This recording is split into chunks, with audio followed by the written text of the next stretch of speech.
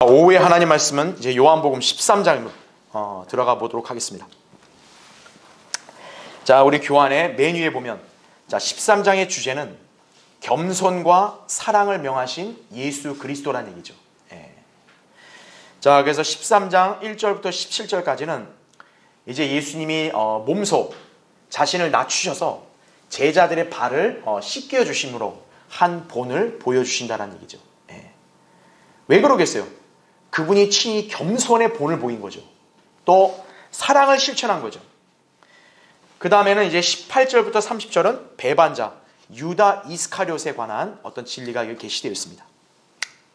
그 다음에 이제 31절부터 38절은 예수 그리스도께서 이제 신약 시대에 사는 성도들에게 새 계명을 주신다는 얘기죠. 자, 이제 우리가 그 내용들을 공부할 텐데요. 자, 바로 밑에 보면 13장부터 17장까지는 예수 그리스도께서 제자들과 함께 이른바 최후의 만찬에서 있었던 일들을 기록한 것이다 라는 거죠. 그러니까 제가 지난번에도 한번 언급했다시피 다른 복음서들은 이제 제자들과 이렇게 만찬을 하시고 나서 특히나 이제 유다 이스카리옷의 그런 정체를 간략하게 얘기하신 다음에 겟세마네 동산으로 바로 가셔서 거기 도착하시고 기도하신 내용으로 이어지잖아요. 요한복음은 좀 더 그 사이에 있었던 자세한 내막을 여기서 또 알려준다 이렇게 보시면 돼요. 그러니까 이제 예수님이 제자들과 지금 같이 있으면서 겟세마네 동산까지 가잖아요. 그 사이 동안에 서로 어떤 대화가 오고 갔는지, 또 주님은 어떤 말씀을 가르치셨는지, 그게 요한복음에서 자세히 이렇게 언급되고 있다, 그렇게 이해하시면 됩니다. 자, 그래서 여기 13장은 주님께서 제자들의 발을 씻겨주심으로써 한 본을 보여주셨고, 자, 주님께서 배반자인 이 유다 이스카리옷의 실체를 알려주셨을 때, 자, 사도 요한만이 그 정체를 확실히 알게 되었다는 점, 굉장히 의미심장합니다. 다른 제자들도 분명히 들었단 말이에요. 그런데 주님은 가까이 있는, 그분과 밀착되어 있는 요한에게 특히나 주님을 배반할 자가 누군지 정확하게 알려주셨다는 얘기죠. 자, 그 의미를 이제 우리가 다음 시간에 볼 거고요. 자, 이제 주님은 새 계명을 선포하신다 이거죠. 이게 13장에 나온 주요 내용이다, 그렇게 이해하시고요. 자, 오늘은 먼저 13장 1절부터 2절 보도록 하겠습니다. 자, 유월절 전에 예수께서 이 세상에서 떠나 아버지께로 가야 할 자기 때가 된 것을 아시고 세상에 있는 자기 사람들을 사랑하시되 그들을 끝까지 사랑하시니라, 이렇게 나오죠. 그 다음에 2절 보면 저녁 식사가 끝나자 마귀가 이미 시몬의 아들 유다 이스카리옷의 마음속에 어떻게 했다고요? 주를 배반할 생각을 넣은지라, 이렇게 나온다 이거죠. 자, 이제 우리 교환을 보세요. 먼저 1번. 자, 유월절 전에 지금 어떤 일이 있는가가 13장에 등장하는 거잖아요. 그렇죠? 그리고 저녁 식사가 끝나자 이렇게 나오죠. 자, 예수님의 공생의 연대순을 본다면 지금 예수님이 겟세마네 동산 가기 전이란 말이에요. 제자들과 최후의 만찬하신 그때란 말이죠. 그렇죠? 유월절 전.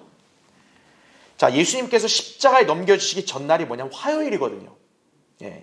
그럼 여기는 저녁 식사가 끝났다고 했기 때문에 화요일 저녁 6시 넘어서 바로 있었던 일들이 여기 13장의 일이구나, 그렇게 이해하시면 되겠죠. 그렇죠?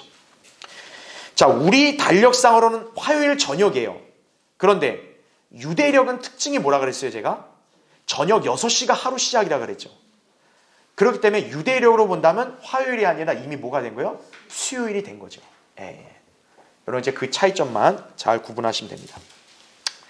자, 이때 이제 2번 보세요. 예수께서 아버지께로 자기 사람들을 사랑하시되, 자, 이 표현이 나오고 거기에 대응해서 보세요. 마귀, 유다 이스카리옷, 배반할 생각, 이런 단어들이 나오죠. 여러분 서로 이 단어들이 어때요? 완전히 상반되죠. 자, 우리가 이걸 통해서 배울 수 있는 게 뭐냐? 밑에 괄호 읽어보십시오. 자, 예수님께서 이제 자기 사람들을 사랑하시는 내용이 나오죠. 근데 2절에는 누가 등장해요? 마귀가 등장을 합니다. 그리고 예수님께서는 사랑하신다고 1절에 말하죠. 마귀는 특징이 뭐예요? 마귀에게는 사랑이 없죠. 배반할 생각 집어넣는 거죠. 그런가 하면 1절에는 주님의 사람들이 나오는 반면에, 자 2절에는 누가 나옵니까? 유다 이스카리옷이 나오죠. 자 서로 대조된 항목들을 우리가 잘 이렇게 연상이 되죠. 그렇죠? 괄호 2번 보십시오. 지금 배경이 어때요? 이 13장의 배경이 저녁 식사가 끝나고 이제 밤이 되어가는 무렵이에요. 30절을 보니까 밤으로 지금 넘어가고 있어요. 여러분 밤은 특징이 뭡니까? 빛이 없죠. 세상에 비치신 분이 누굽니까? 예수 그리스도죠. 요한복음 9장 5절에. 그분이 이 땅에 왜 왔겠어요? 세상은 예수 그리스도가 안 계시면 빛이 없는 거예요. 그분이 이 세상에 오셨다는 얘기는 세상이 어두운데 빛을 비추러 오신 거죠. 그렇죠? 요한복음 12장 47절 이렇게 나왔다 이거죠. 그런데 이제는 뭡니까? 예수님이 이 땅에 지금 계속 계시는 게 아니라 아버지께로 다시 떠나서 올라갈 때란 말이죠. 그러니까 그때가 임박했음을 상징을 하는 거죠. 마치 뭐냐면 낮일 때는 어때요? 태양이 이제 빛을 딱 비춰주니까 환한데 이제 저녁으로 넘어가게 되면 태양이 진단 말이죠. 그렇죠?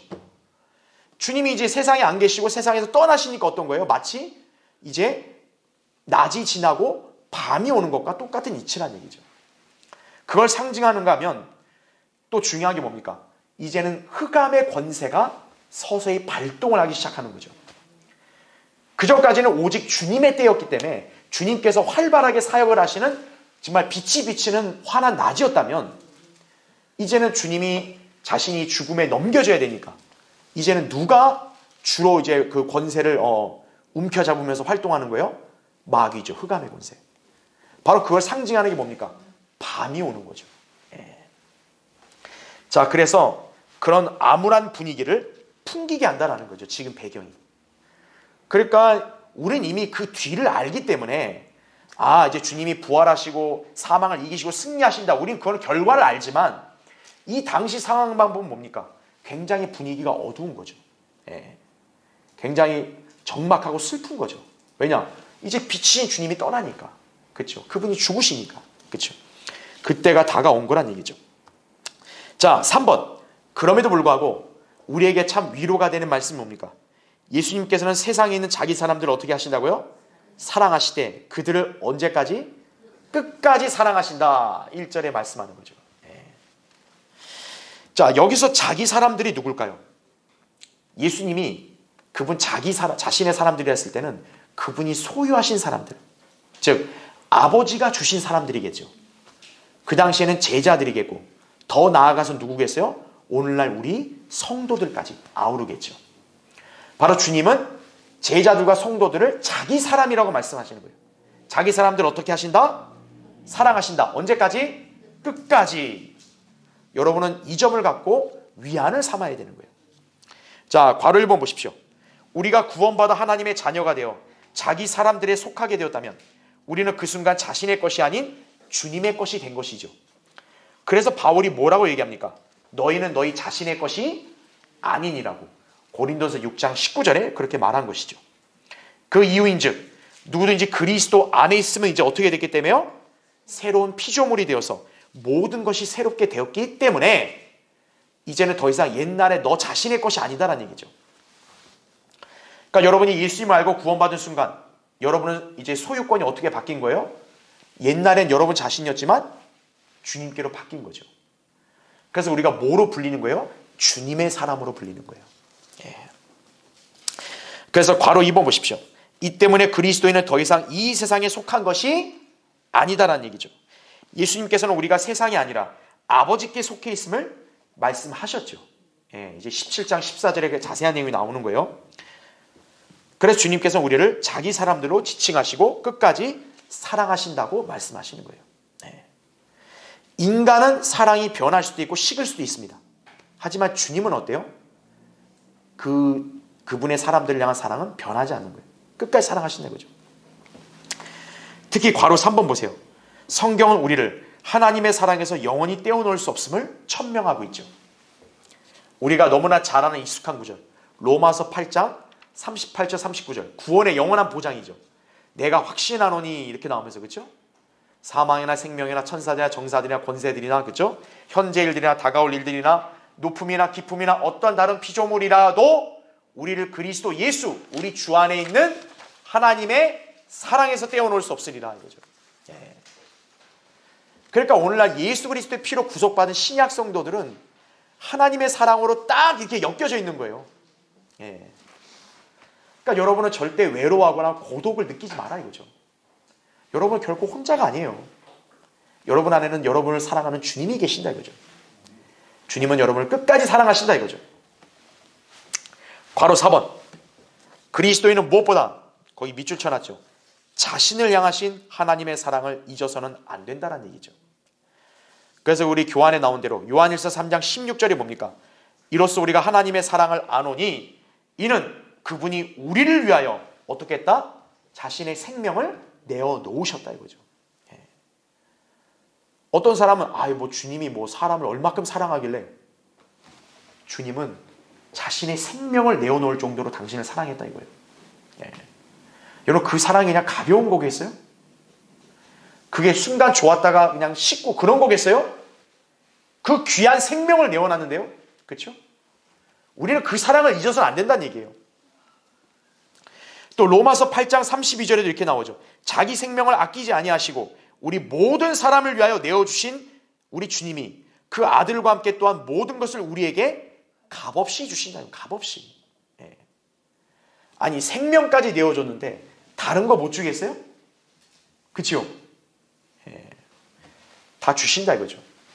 이게 우리를 향한 하나님의 사랑의 깊이라는 걸 아셔야 돼요. 자, 그럼 이제 4번 보세요.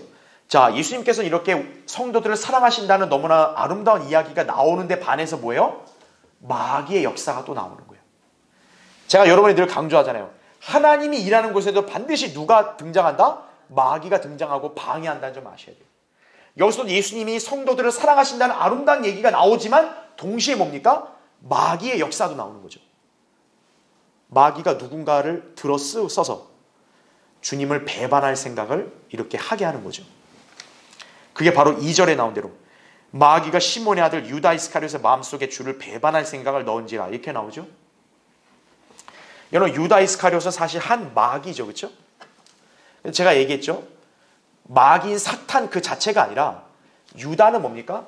마귀가 인간으로 나타난 그냥 하나의 마귀라는 얘기죠. 그렇죠? 그러니까 유다 이스카리ot은 실체가 마귀였지만 그래도 어쨌든 사람으로 이 땅에 나타난 거 아니겠어요? 그러니까 유다 이스카리ot도 사람으로서의 어떤 영이 있겠죠.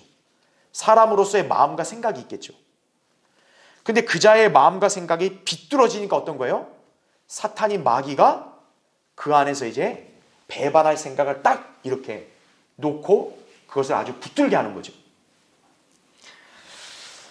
여러분 여기서 우리가 무엇을 이렇게 발견할 수 있냐? 왜 마귀는 거기 모여있는 사람들 가운데서 하필 유다 이스카리ot의 마음속에 이 생각을 줬냐 이거예요. 간단하죠. 유다 이스카리ot 마음이 어떤 거예요? 비뚤어지고 이렇게 불의하고 악하니까 어떤 거예요? 마귀가 역사하기가 용이한 거예요. 네. 결국 문제는 어디에 있었다? 마음에 있었다는 얘기죠. 그래서 성경도 뭐라 말씀합니까? 열심을 다하여 내 마음을 지키라 그러죠. 삶의 문제들이 거기서 나온다고. 잠언 4장 23절에 그렇게 나온다는 얘기죠. 네.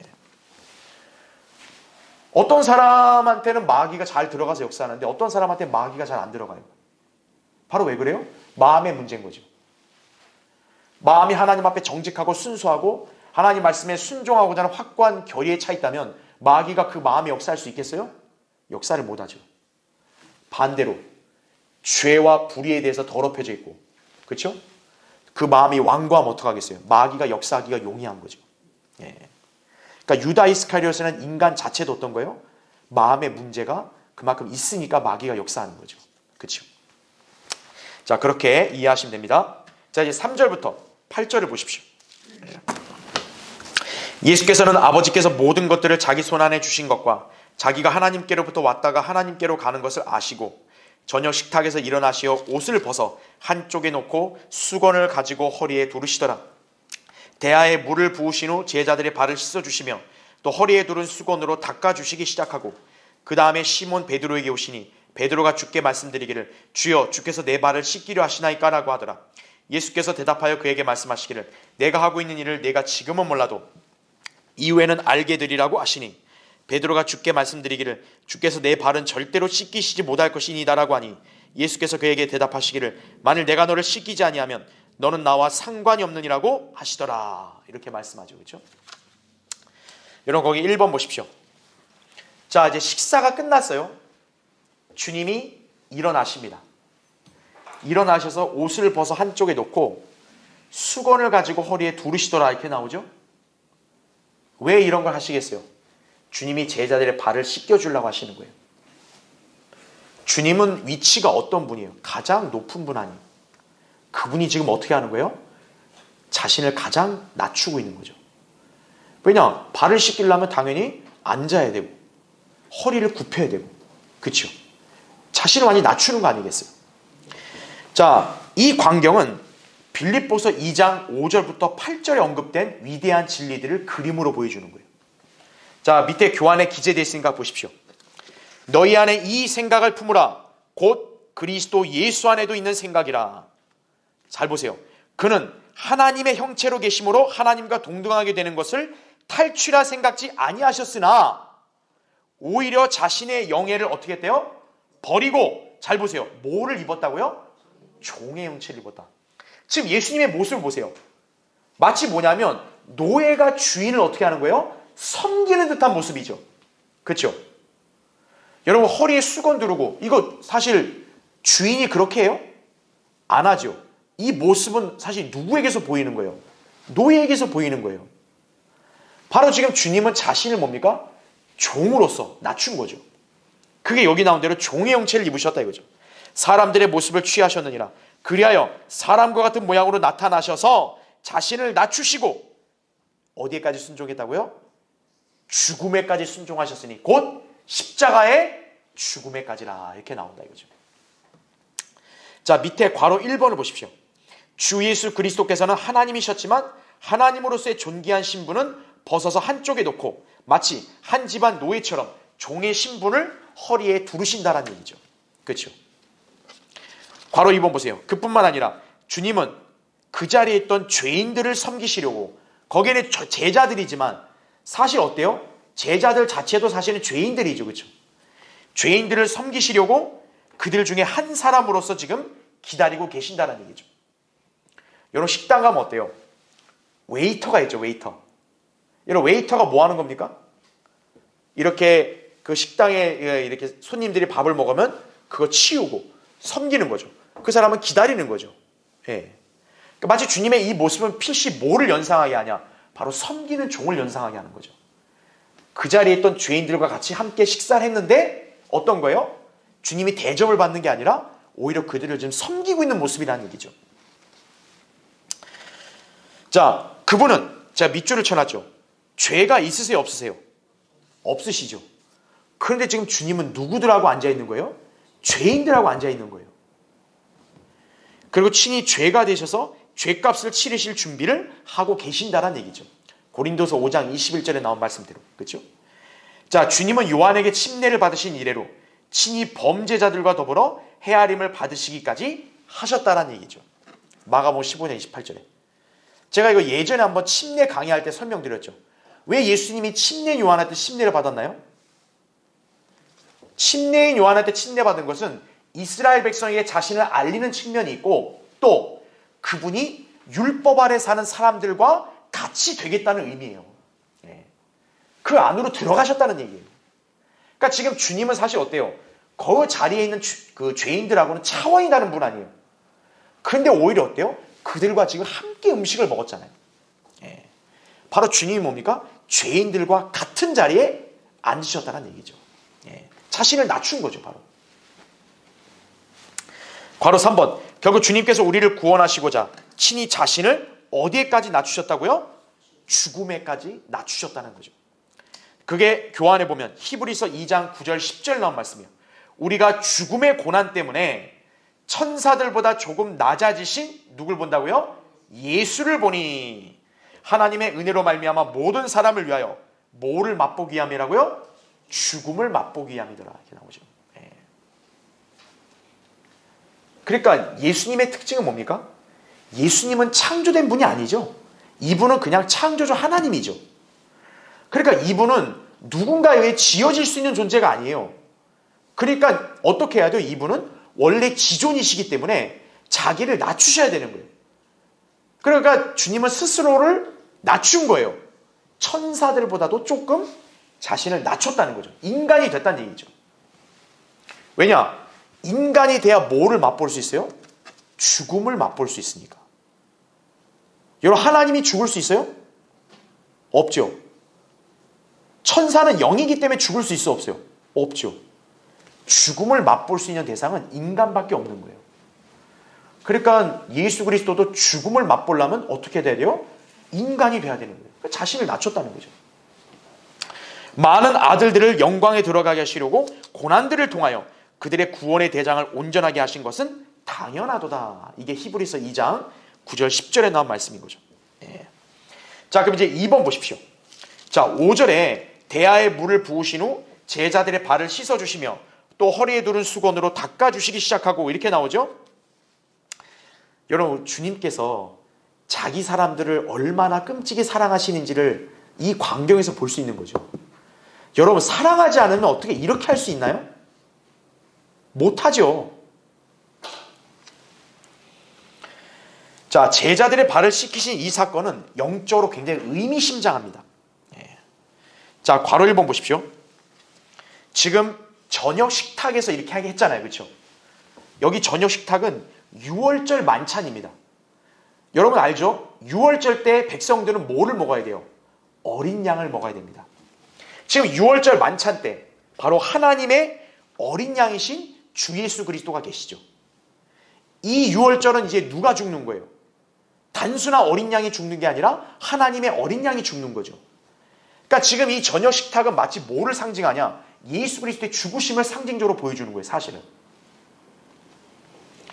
그런가 하면 또 주님께서 일어나시어 옷을 벗어 한쪽에 놓으시는 모습에서 우리는 부활하시는 그분의 모습을 보는 듯하다는 얘기죠.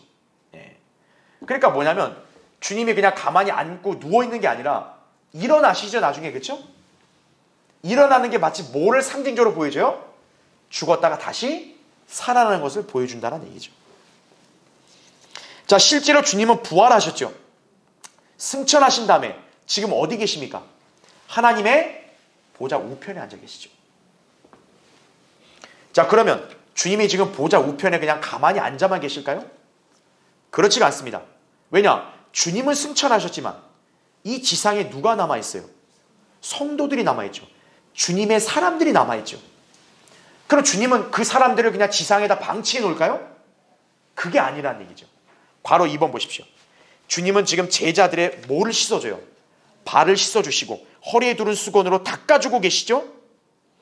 이것은 주님께서 승천하신 이후에 성령을 통해 우리에게 말씀으로 양육하시고 말씀의 물로 닦아주시면서 우리가 그분과 함께 살게 될 하늘나라에 합당하도록 우리를 씻어주고 계신다는 의미를 암시하는 것이다라는 얘기죠.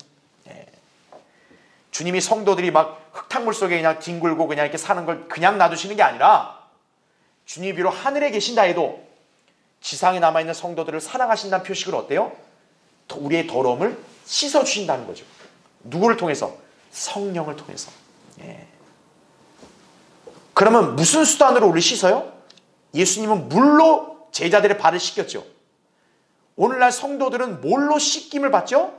말씀에 의한 물로 씻김을 받는 거죠. 예. 그래서 괄호 3번 보세요. 밑줄 친 거.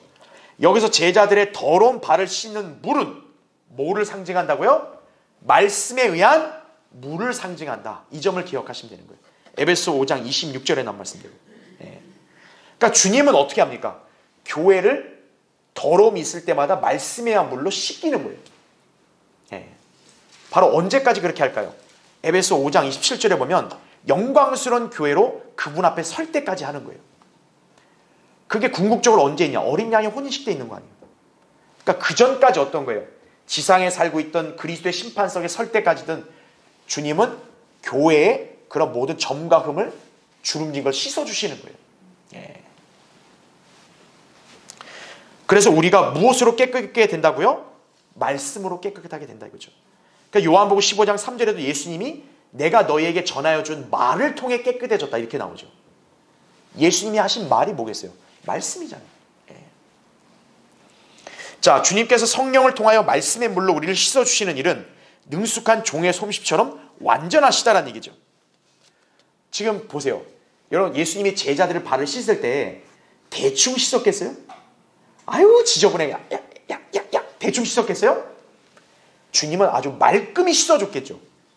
그 다음에 허리에 두른 수건을 어떻게 하겠어요? 물기까지도 말끔하게 닦아주셨겠죠.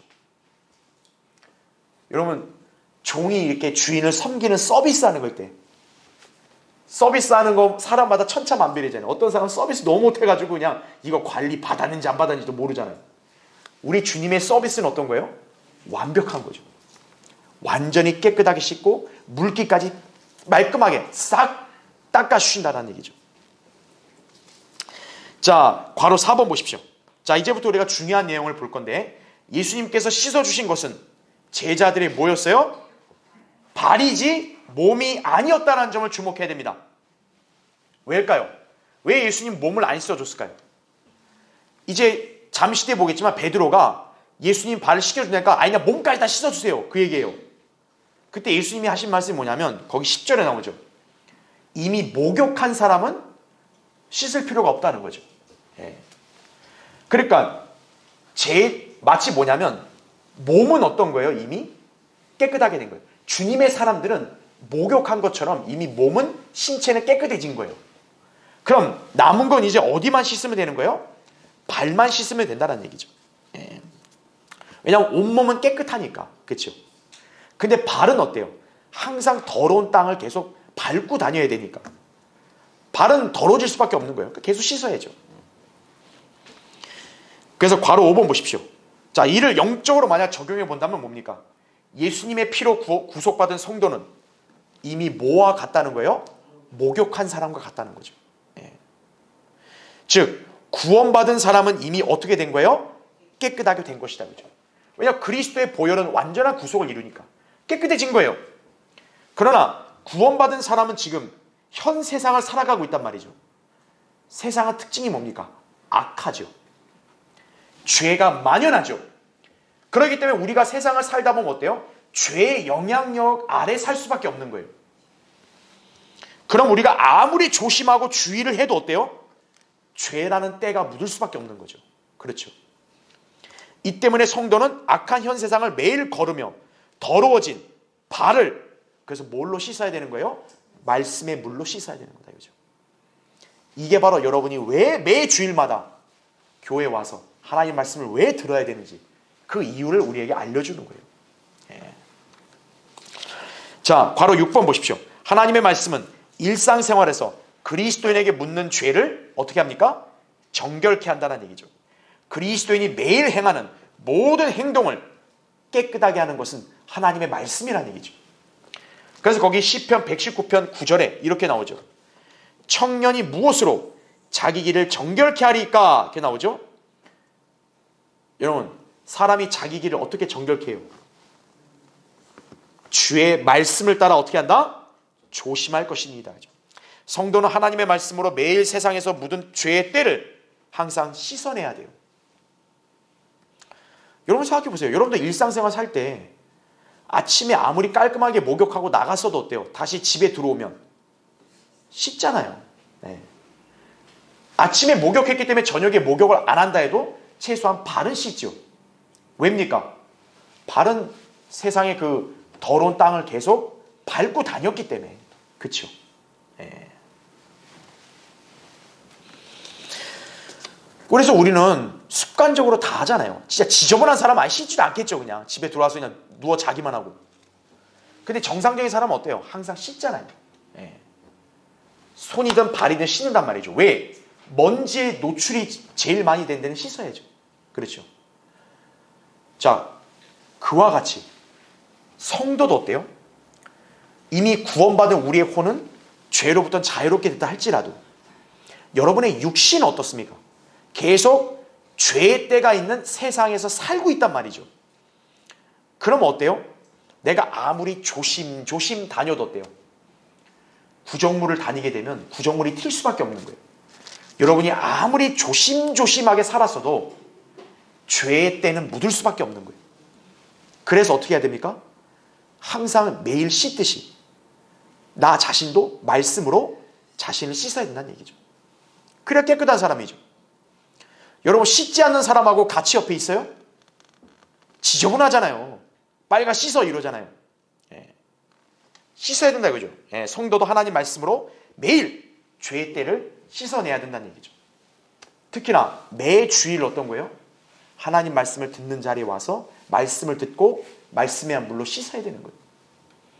여러분이 한 주 동안 세상을 아무리 나름대로 경건하고 도덕적으로 살아왔다 할지라도 여러분의 때는 묻을 수밖에 없어요.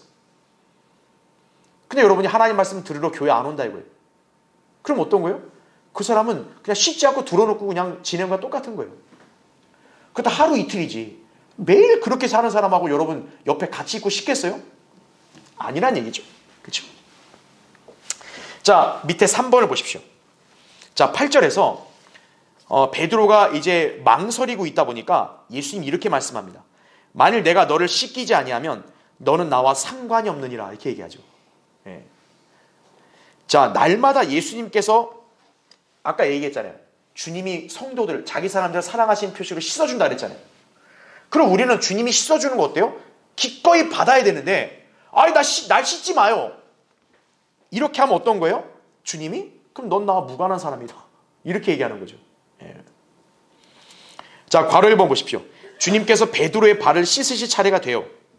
이제 베드로 발을 씻으라니까 베드로가 깜짝 놀라가지고 아니 주님이 제 발을 씻는다고요?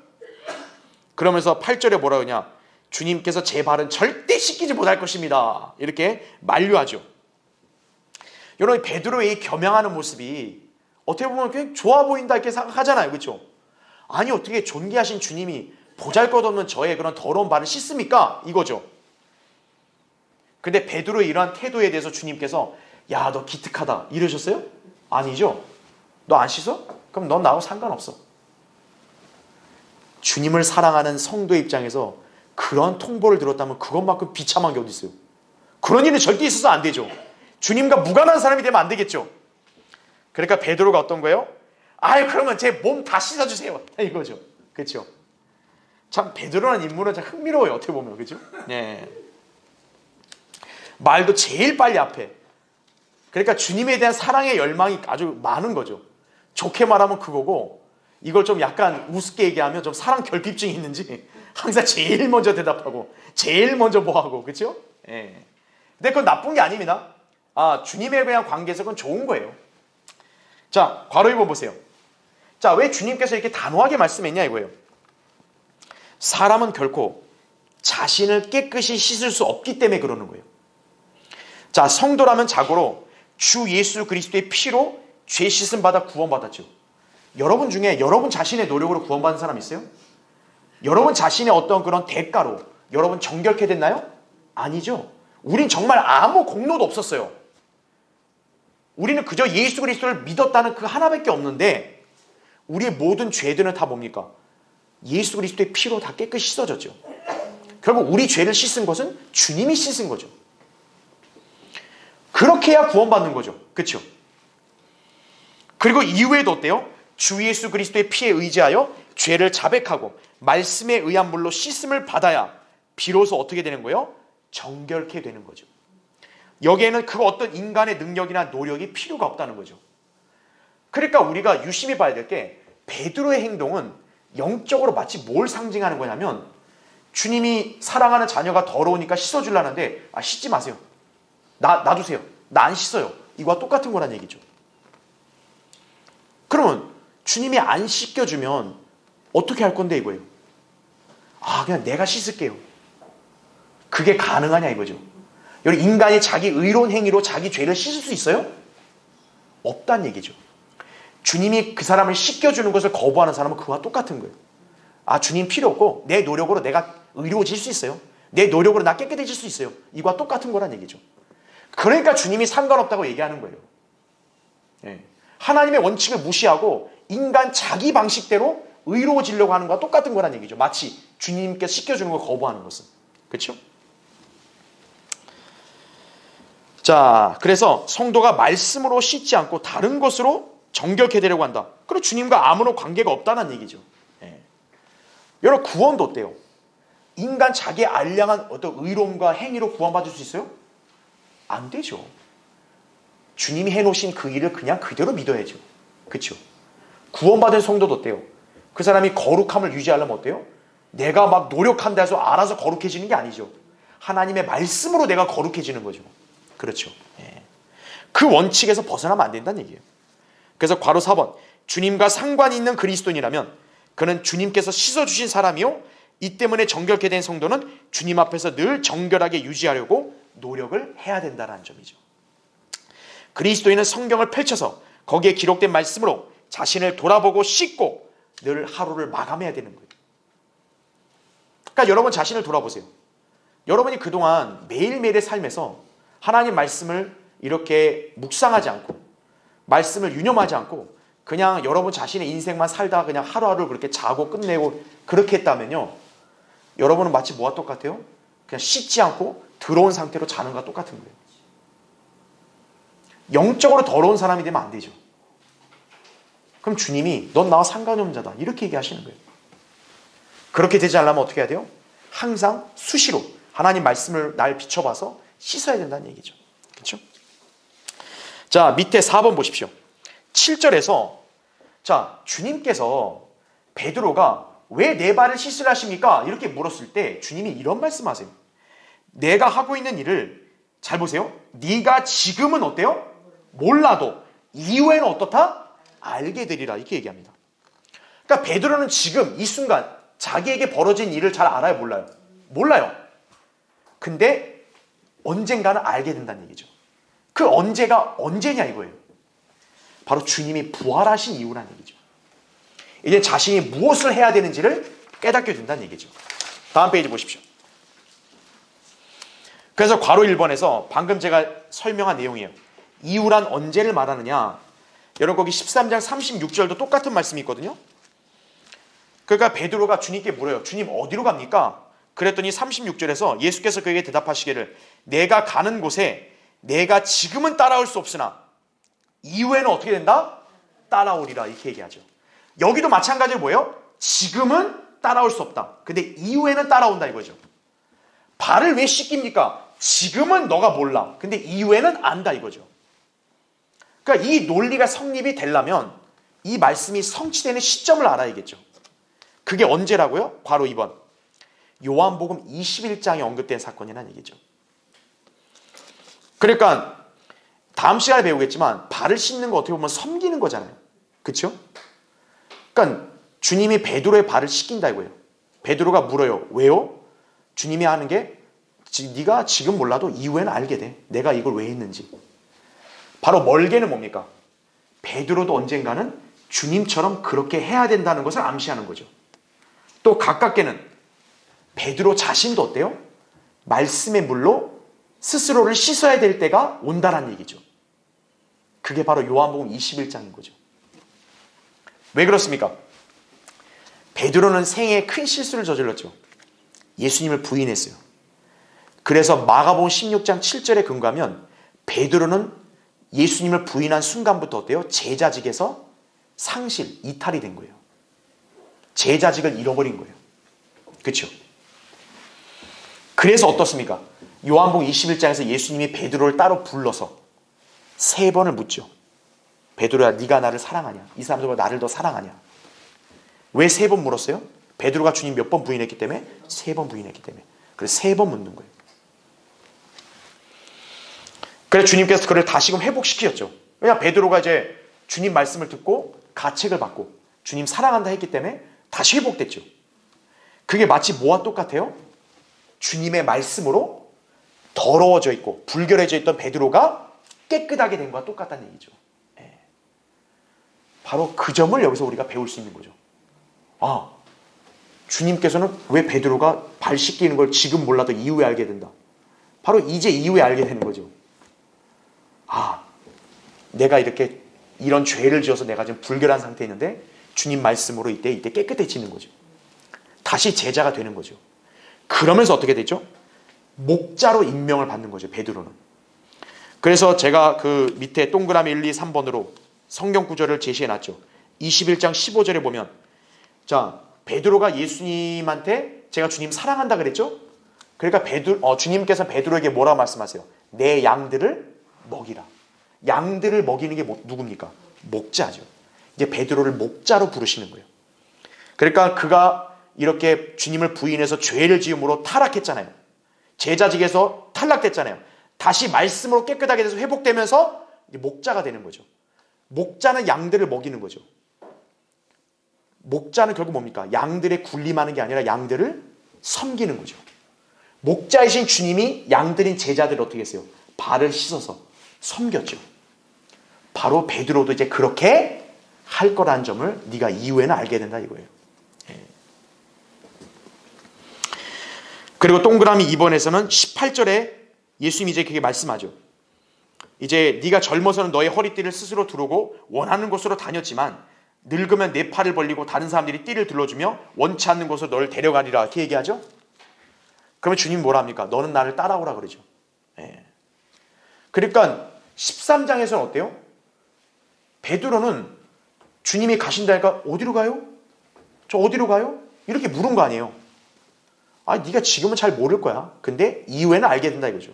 바로 이 시점부터 뭡니까? 아, 이제 내가 주님과 함께 십자가를 지고 따라야 되는구나. 내가 제자로서 주님과 함께 죽음을 불사하고 따라야겠구나. 이제 알게 되는 거죠. 그렇죠? 그래서 동그라미 3번의 내용이 그거죠. 여러분, 베드로가 항상 호언장담한 게 뭐예요? 주님, 이 자들은 다 부인해도 나는 절대 주님 부인 안 해요. 난 주님과 함께 감옥도 들어갈 수 있어요. 감옥 들어가면 뭘 들어가요? 그냥 주님 3번이나 부인했는데. 그렇죠? 그러니까 베드로의 그 당시의 고백은 어떤 거예요? 주님 볼 때는 진정성이 없는 거예요. 그런데 이제 그러한 시련을 겪고 결국 실족하다 다시 회복됐죠. 그 뒤는 뭡니까? 이제 주님은 베드로의 고백을 인정하는 거죠. 왜냐하면 베드로가 허언을 한 게 아니고요. 사실은 심정적으로는 정말 주님과 함께 감옥도 가겠다 이거였어요. 베드로는. 근데 그 당시에는 그는 그렇게 할 역량이 안 되는 거죠. 그러니까 예수님이 네가 지금은 모른다 이거. 네가 지금 날 따라올 수 없어. 지금은. 왜? 넌 곧 날 부인할 거니까. 그런데 이제 회복된 이후에는 넌 날 따라올 수 있다. 이거죠. 그 점을 여러분 기억하면 됩니다. 자, 이제 9절부터 11절 이제 마지막 보겠습니다.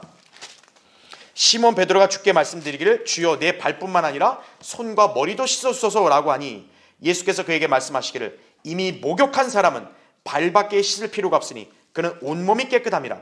너희는 깨끗하나 잘 보세요. 다 그런 것은 아니니라고 하시더라 이거죠. 이는 주께서 자기를 배반할 자가 누구인지 아심이라. 그러므로 말씀하시기를 너희가 다 깨끗한 것은 아니니라고 하신 것이라 이렇게 나오죠. 자, 아까 설명을 했기 때문에 우리 교환에 있는 내용만 보겠습니다. 밑에 괄호 1번. 자, 목욕한 사람은 마치 예수 그리스도의 피로 구원받은 것과 똑같다고 말씀드렸죠. 여러분, 목욕한 사람이 또 할 필요 있어요? 없죠.